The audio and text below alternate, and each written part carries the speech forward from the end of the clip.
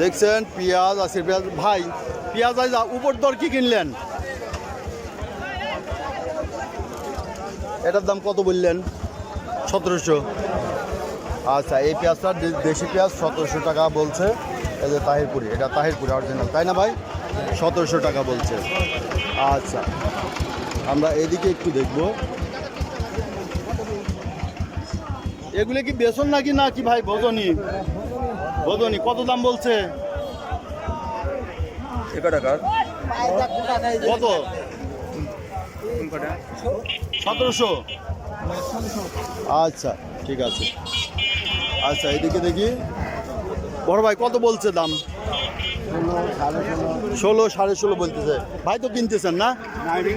আপনি বিক্রি করতেছেন, কত দাম দিল এটা? 1750 দাম দিল না?